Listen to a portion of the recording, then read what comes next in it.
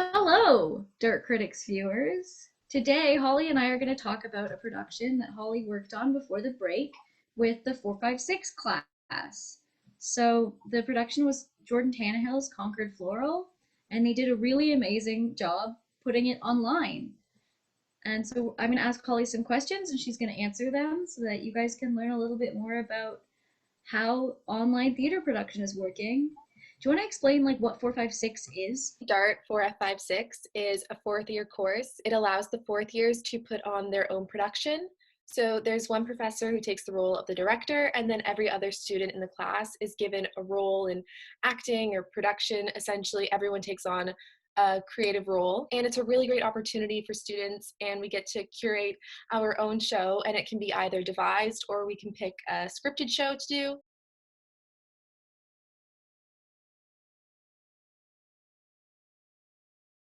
This time we did a scripted show, which was Concord Floral. And I'm sure I'll get into this later as the questions get rolling, but we didn't intend to do that. This year was the first time that this class has been done completely online, obviously, which ended up throwing a major wrench into your plans. So you were sort of in the process before things changed, and then you saw it as they became what they ended up being. Do you want to talk about that? So the director we ended up having wasn't the intended professor slash director for the term. The professor we originally had ended up having to take a very sudden leave of absence just a couple days before first semester actually began. So Ali Joy Richardson was brought on very last minute and had to kind of flip things on its head to adjust the circumstances, because usually 456 is planned from May right up until things get rolling in September. So we had the plan to devise from May, and then we had a couple meetings over the summer. Most of mine were individual because of my role as assistant director. And then once September hit, Ali made the decision to do Concord Floral instead of devise because everything was so last minute and it just would have been easier that way. Cool. Okay, so that's a great sort of groundwork. My first question was about how the team decided to give the proceeds for this production to the organization Black Health Alliance. And I wanted to ask you to talk a little bit about this choice because I thought it was a really great way to raise awareness of this organization. Yeah, thank you. Instead of doing ticket sales, a lot of Zoom shows are just reserving seats. Oftentimes, it's asking to donate to the theater company itself or a separate organization. So our media marketing team was like, we think it'd be really great if we did it to a separate organization. We were given a document where we could put any organization that we thought would be great to donate to. And then we were given kind of an opportunity to say our piece as to why we think that should be the organization chosen. And then we all voted. Black Lives Matter got the most votes, but Black Lives Matter is set in America and it's American run. And we had decided from the get-go that we wanted it to be a Canadian organization. Ali decided to do some research, and she found that the Black Health Alliance was the organization that resonated most with Black Lives Matter, and it was Canadian, so that's the one we ended up going with. I wanted to sort of get into the actual production side of things, which were what were your biggest challenges and biggest victories with this show, which you can answer as two separate questions if that's easier. The biggest challenge was definitely at the beginning of the term when things were flipped on its head. And I think we did adapt to that fairly well. And that's definitely because Ali had her head so strong on her shoulders. But our roles did get adjusted. Our entire plan got adjusted because we went from devising to a scripted show. And a victory, I think the biggest victory we had was simply that Concord Floral fit so well to a Zoom platform. Like, I don't think any of us could have expected that it would have in the beginning. And so props to Ali for picking the perfect show to do on a Zoom platform. And we're very thankful that we got to pre-record it because it wouldn't have been the same had we not pre-recorded it. But that was just something that came together so nicely full circle. Can you describe your personal approach to this project? You get out of it what you put into it, especially with a project like this, because it's so much of your own independent work coming together to fuel the project. So the show was great, but if I didn't put in the effort that I had, then I wouldn't love the show as much as I did. Compare and contrast this experience with Scenes from an Execution, which hopefully our viewers will be familiar with from seeing your vlogs where you talked about what it was like working on that show. So there's a bit of a context there. Thanks. Um, the shows were vastly different in terms of both end result and the rehearsal process leading up to it, technical things. The main two things being was that Scenes was done live and Concord Floral was pre-recorded. And then also I was actually in the theater for Scenes, and Concord Floral was done entirely over Zoom. So I was acting from my home when we recorded it. Concord Floral was able to take things from Scenes, and that's something that Ali was very grateful for. That's the thing that we never had with Scenes. It was the first Zoom production that we did at Brock. Thinking back on it now, they were very different just in general. To compare doing it live, it's definitely, you get that feeling of, oh my gosh, I'm in the theater again, I'm doing this live again, and it's that super excited energy that just like brings you alive on stage, and it's really cool. But more technical difficulties can happen, and so being able to pre-record, you can push those things aside. It's definitely more beneficial to probably pre-record, but you get different things from both. There's this kind of battle that a couple of people have talked about with me, that if it's pre-recorded, is it really theater? We were saying, like, that just made me think of something. This is gonna be weird. Do you know that painting that's like "Ceci ce n'est pas une pipe"? It's a painting of a pipe, and underneath it says "This is not a pipe" because it's a painting of a pipe. And it's like people saying like this is not theater because it's a recording of theater. And Yeah, it's like, okay, but it still kind of is.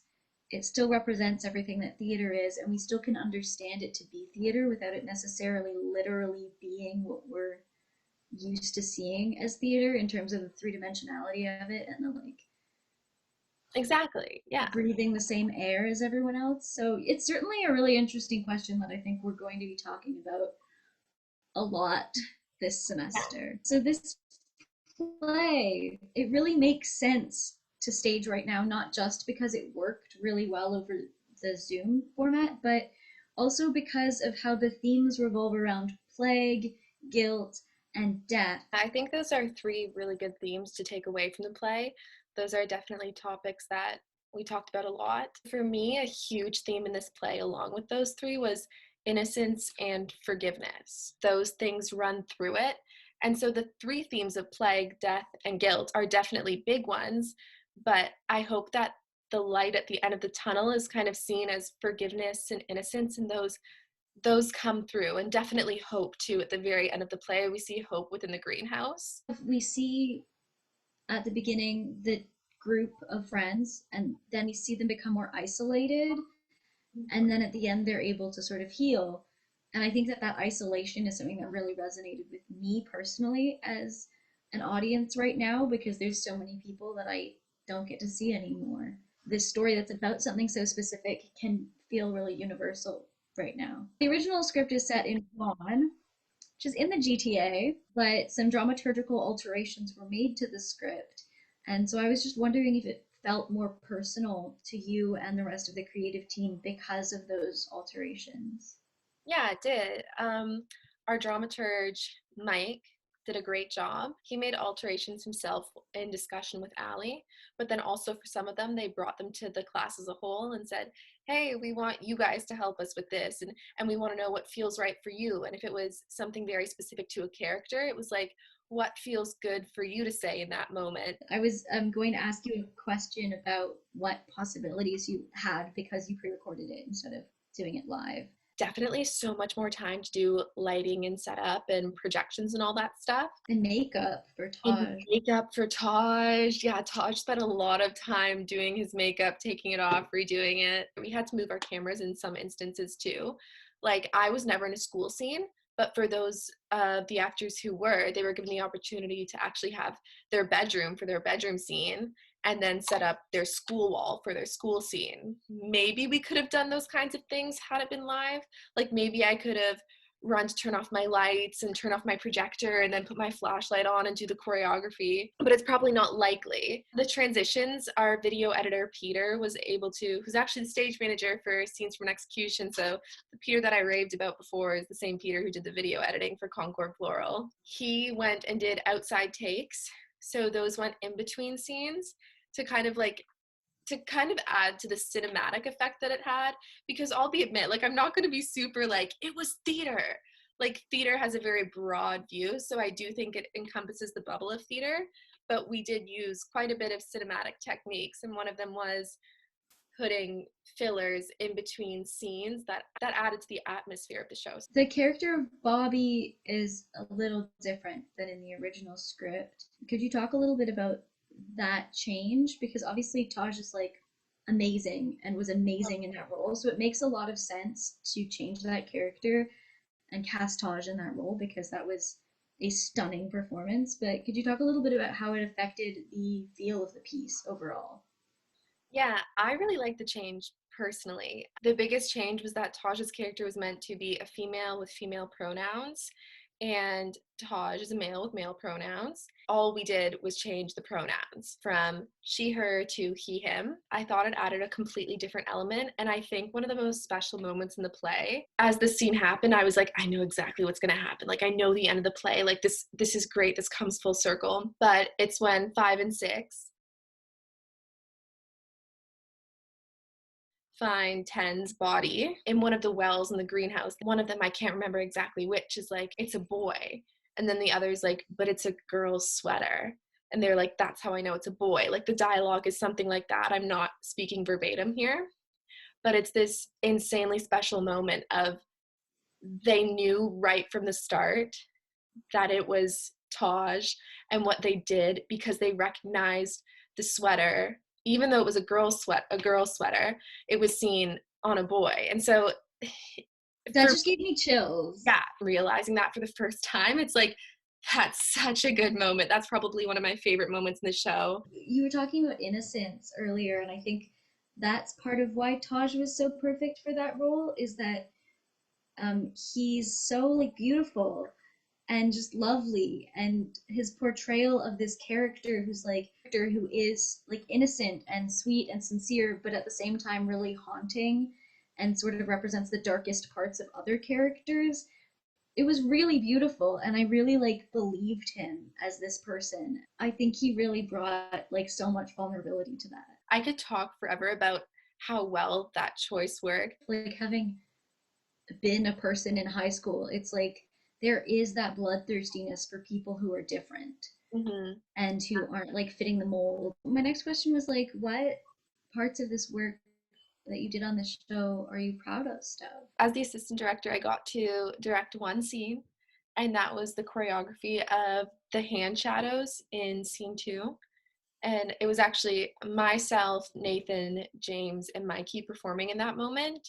That was not something I was expecting to get to do. Ali actually asked me to do it about an hour before we had rehearsal. I scrambled to put something together. It was beautiful the way we saw it come together because it was like, okay, that didn't work. Okay, let's try something else. Oh my gosh, that worked. Let's keep going with it. It's really important to come into things with a plan. But in theater, you find that a lot of the time your plans don't work. So then you have to adjust and on the spot play and figure out new things. And that's one of the reasons I love theater is because it's really important to be prepared. But at the same time, you have to embrace what comes with the mistakes and the beauty that unfolds after you give an idea. Remember that things will probably get shifted and things won't work and then other things will arise. It's definitely the thing that I'm most proud of, and I was so happy with it. So in wrapping this up, Asenia, what can our viewers and readers expect coming up this term? I think we're going to be just watching a lot of pandemic theater and reporting on it and trying to encapsulate a lot of what we're seeing and learning in this incredibly bizarre time Yeah. from the shows that we're seeing. Thanks for staying tuned into second semester. This is really exciting. Enjoy!